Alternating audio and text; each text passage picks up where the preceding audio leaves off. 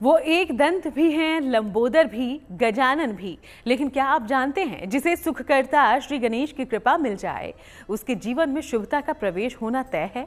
भगवान गणेश को लंबोदर भी कहते हैं। लंबोदर यानी कि जिसका उदर बड़ा हो। श्री गणेश के बड़े उदर से भक्तों के लिए कौन सी कृपा बरसती है? गजानन के ये शुभकारी अंग कैसे लाते हैं आपके जीवन में उमंग? चलिए अब आपको बताते हैं। कहते हैं जिस इंसान को गजानन गणेश का आशीर्वाद मिल जाए उसे जीवन में कोई विघ्न बाधा छू भी नहीं सकता। गणपति महोत्सव के दौरान माना जाता है कि गणपति धरती पर अपने भक्तों से मिलने आते हैं, उनकी मनोकामनाओं को पूरा कर देते हैं। सतयुग में महोत्कट विनायक के रूप में गणपति अवतरित हुए थे। त्रेता युग में गणेश और मयूरेश्वर के रूप में भगवान गणपति अवतरित हुए थे। द्वापर युग में गजानन के रूप में जहां वे मूषक पर सवार हुए। द्वापर युग की बात है ये। कलयुग में ऐसा माना जा रहा है, कलयुग के अंत में भी भगवान गणेश अवतरित होंगे, अवतार लेंगे। और किस नाम से जाने जाएंगे? तो उनका नाम होगा धूम्रकेतु या शूर्पकर्ण।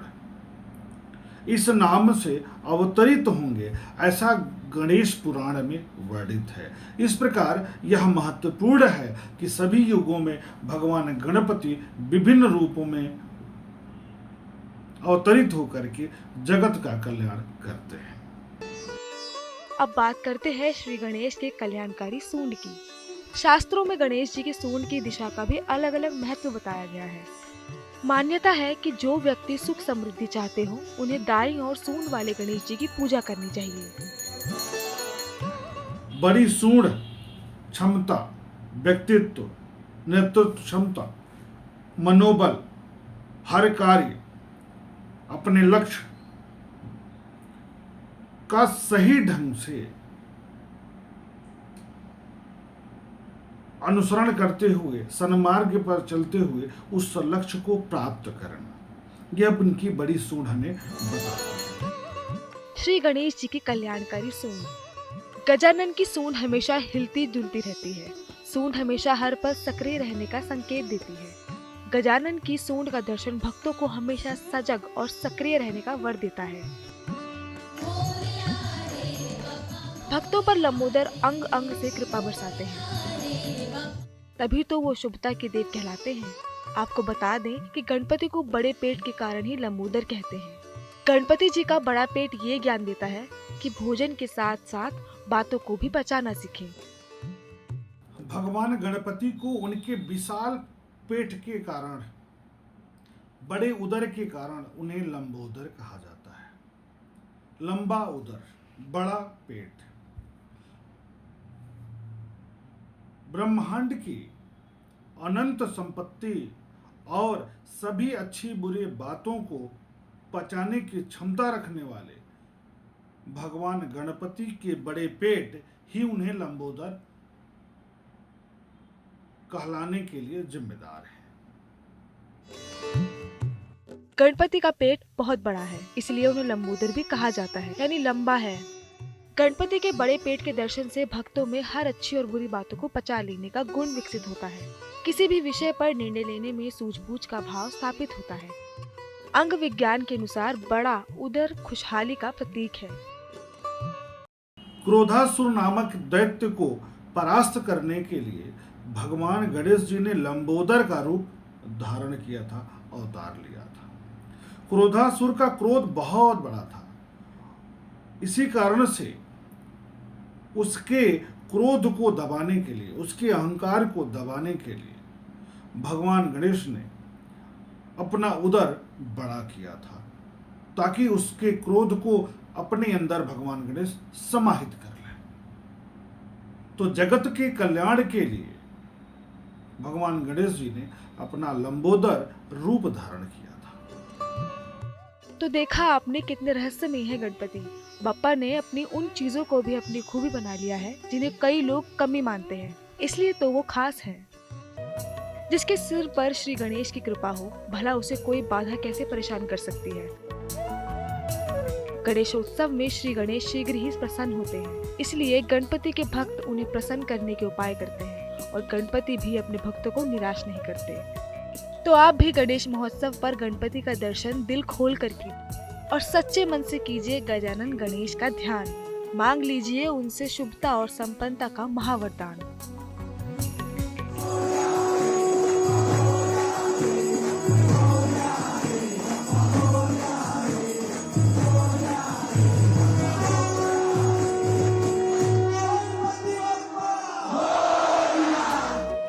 गणपति शुभता के कारक है। गणपति मंगल करता है। गणपति विघ्न हरता है। भगवान गणेश अपने भक्तों को कभी निराश नहीं करते। जिस भक्त पर श्री गणेश की कृपा हो जाए वो संसार के हर परेशानी और बाधा से मुक्त हो सकता है। जीवन की हर विघ्न बाधा का नाश करने के लिए गणपति की आराधना अमोघ है। गणपति की भक्ति और उनकी उपासना करके आप मनवांछित फल पा सकते हैं, क्योंकि अगर विनायक प्रसन्न हो गए तो जीवन में हो जाएगा शुभता का श्री गणेश। बप्पा के हर अंग से जुड़े रहस्य और संदेश तो हमने आपको बता दिए, लेकिन अद्भुत स्वरूप वाले श्री गणेश ने मूषक को क्यों माना अपना वाहन?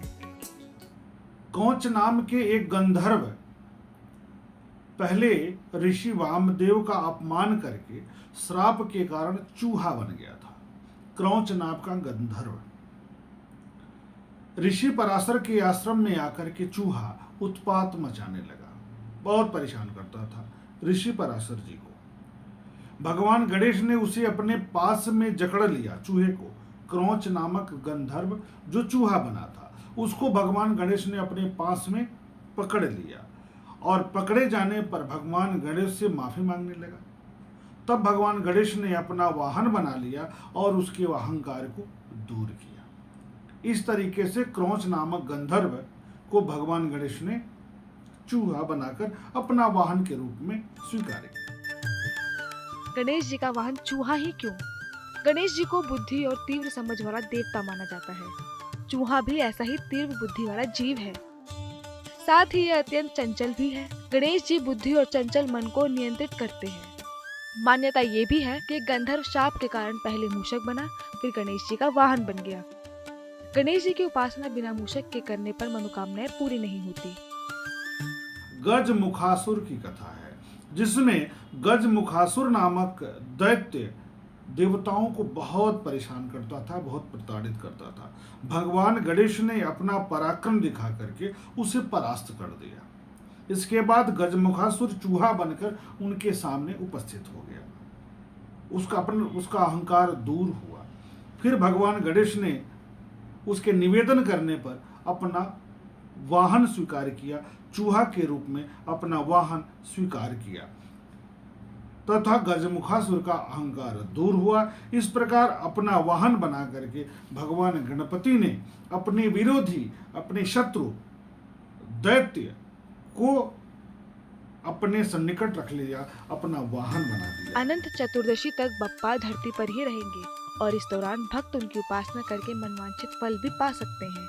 तो अब देर न कीजिए, इस गणेशोत्सव पर अपने गजानन से मांग लीजिए शुभता और मंगल कामना का आशीर्वाद।